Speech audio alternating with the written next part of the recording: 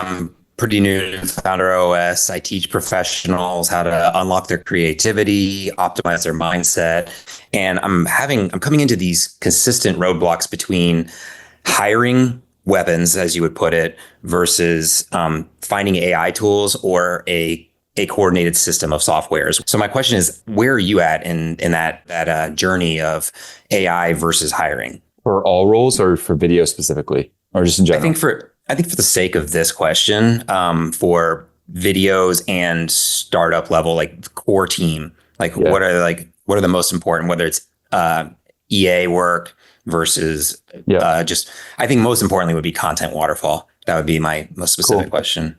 Yeah. In general with this stuff, for a sec, like I'm definitely trying to replace as many humans with AI as possible. And that could be an unpopular thing to say, but like that's definitely the truth. It's the It's like unfortunate truth. Yeah.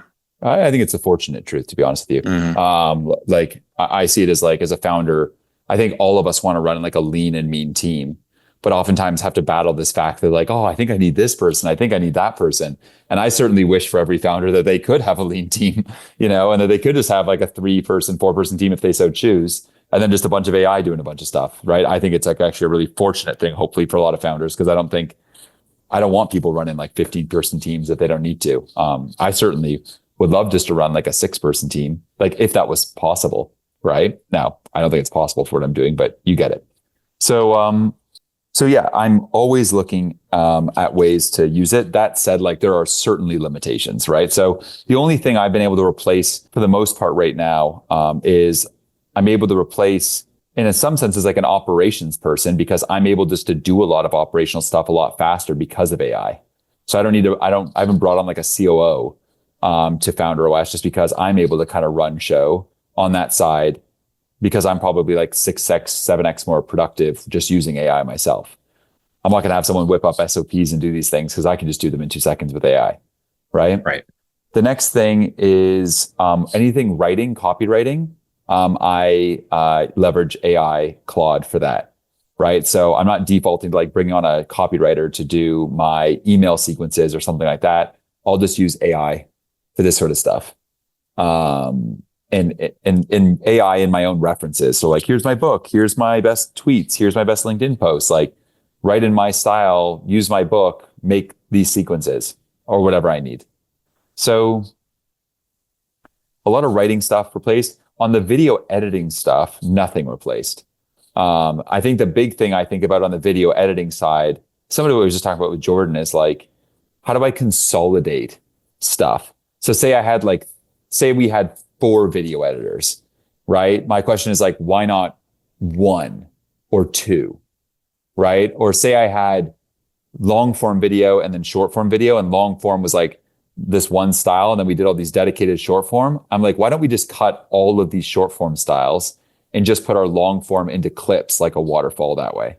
And so we have done that. We've stopped all of our short form dedicated videos and just clip our long form stuff for the most part, which went and saved a bunch of money and complexity on the team. The specific answer then on the video side is I'd rather less people that are amazing and making solid bets there, quickly trying to understand, like say for YouTube, like in a given month, if I put out say 4 videos, right? Similar to Jordan's thing, how many customers do I drive from that? When I go and ask a customer after they've purchased, where did you come from? Let's just say in a given month, like 12 people like YouTube, and Jordan makes 3K per person. So he made 36K revenue from that. It's like, damn, like that YouTube operation is pumping, right? So if you're making 36K a month from that, I wouldn't hesitate to bring on like a proper YouTube person for like 7K that month or 8K or something like that. Just like really have a weapon that like takes this thing over and like runs with it and like really gets like ripping on the quality side, helping me with ideation and making really good shit. Cause maybe I could make 60K from that, 70K from that. And more importantly, just have someone I'm dealing with there that's a true thought partner and like a sparring partner versus just some person in, I'm just naming some, right, like Philippines or something like that, just like whipping up stuff, but you don't even know who this is, and they have no real experience on YouTube. They're just editing stuff and taking out ums and ahs for you.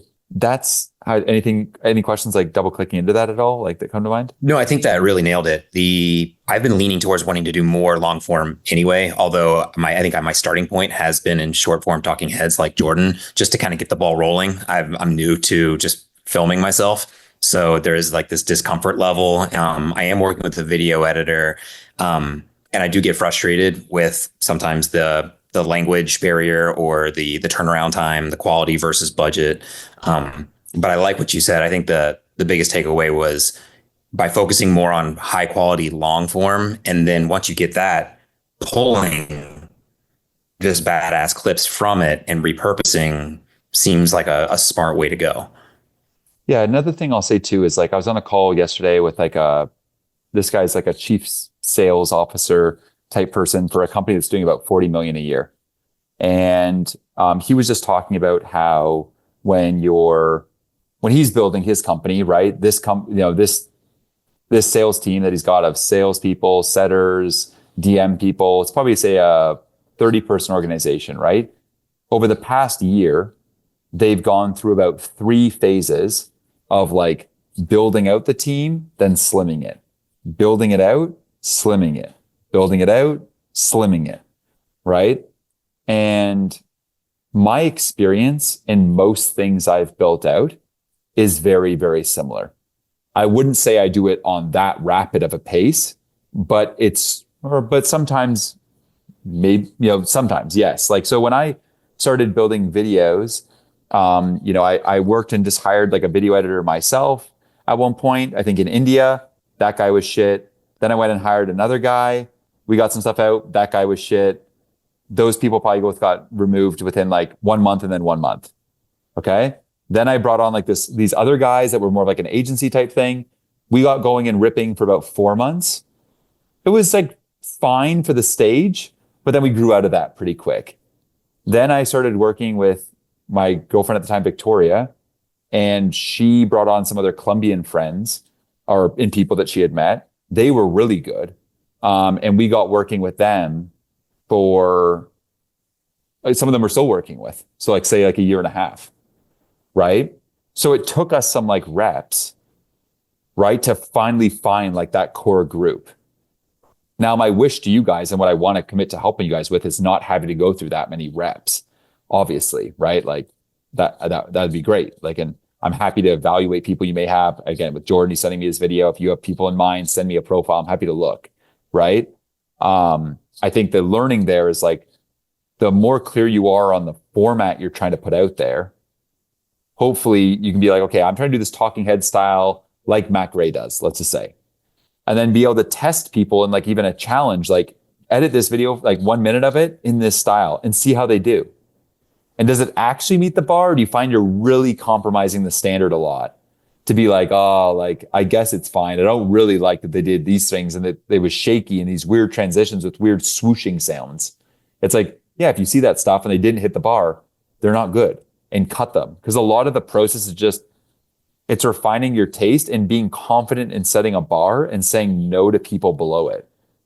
And I had a bar when I was starting YouTube to some extent, but I would say yes to working with people that I thought maybe I could work with them and find a way to dial in their style, but it never happened.